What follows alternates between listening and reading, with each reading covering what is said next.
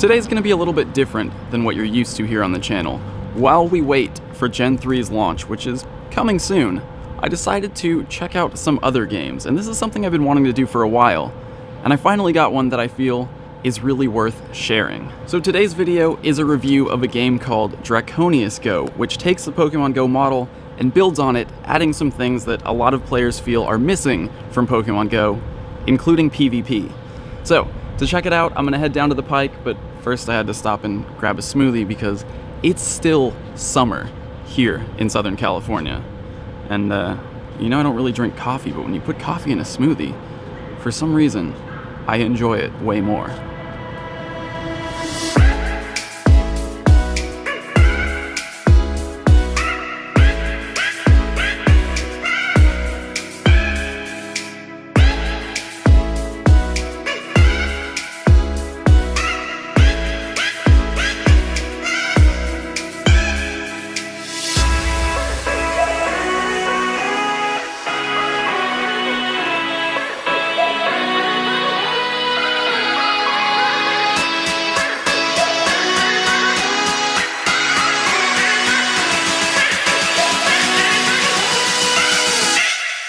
So let me start by saying this is a sponsored video. You know, Pokemon Go views are down and I just took 2.5 weeks off, so I gotta pay the bills somehow. But don't let that distract you from the fact that I am actually very excited to check out this game.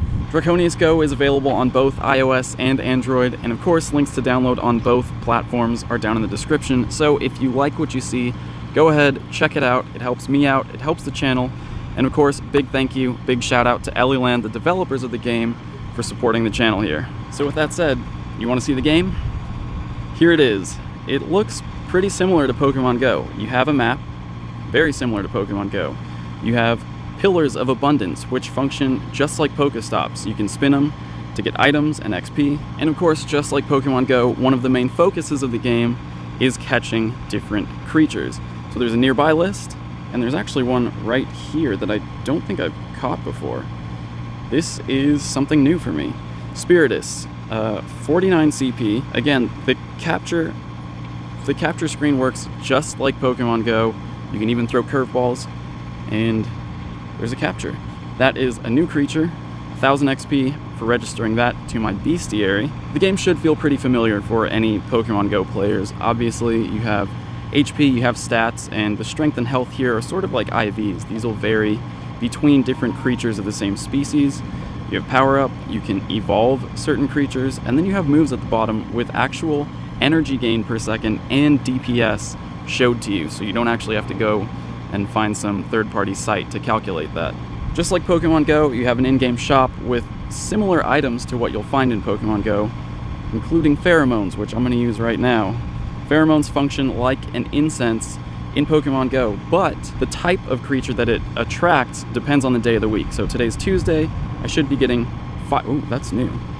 Fire type or fire element creatures. Steam power. This actually looks really cool. The throw mechanics are a little different. It will take some getting used to, but I'm getting there. That was pretty good for a first throw. Sweet, there's another catch. Let's just take a look at all the creatures that I've caught so far. Some of the designs are a little strange, the names are a little strange, like Potty, for example. But then there are some that I really like. My favorite so far, I think, is probably Berrydillo. And then I got this guy, Dummyween, which I hatched from an egg. And I think that's probably one of the cooler ones that I've seen. And speaking of eggs, there are a couple different types of eggs. There's common eggs, which function just like Pokemon Go, where they take 2 kilometers to hatch. And then there's ancient eggs, which are timed, but you have to give them to the Mother of Dragons so she can hatch it for you, which I haven't done yet.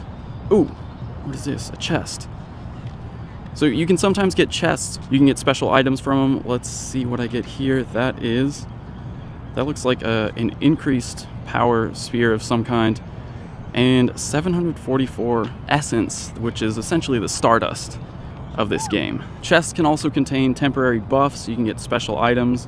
You can get runes, which are used for casting spells. And if you're lucky, you can even pick up artifacts, which are special items that you actually equip to your character that give you bonuses. So this one that I have here is the Conqueror's Rod, +2 to the level of an arena or library after its capture. And artifacts are also available in the shop, so you have different effects that you can add to your character, like Banner of the Ruler allows you to place one more creature in the arena or library, which essentially are like gems. Minus 100 seconds, so the recharging of Pillars of Abundance essentially lets you spin the pillars more frequently. And oh, here's one that I know so many people have wanted in Pokemon Go. Totem of Second Vision takes weak creatures off the radar. Helps you find rarer stuff. Since there aren't too many people playing yet, I am going to want to add more creatures to each arena. So I'm going to equip that one. Oh, I totally missed this, but I actually got a temporary buff from that chest.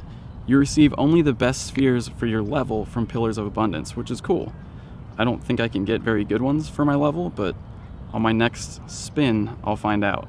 Now, speaking of arenas, here's one right behind me. This is just one of many building types in Draconius Go.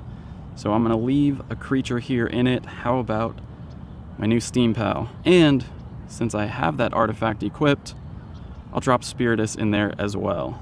The arenas work very similarly to the old Pokemon Go gym system, pre-rework, so you can battle your own arenas to train them up, and as you train them up, they'll level up and more people can add creatures to the arena. The battle system works very similarly to Pokemon Go, tap and swipe, but there are only 4 elements in this game, so it's a much simpler system. I think Froggus is water. It should deal super effective, there you go, strong hit on Steam Pal.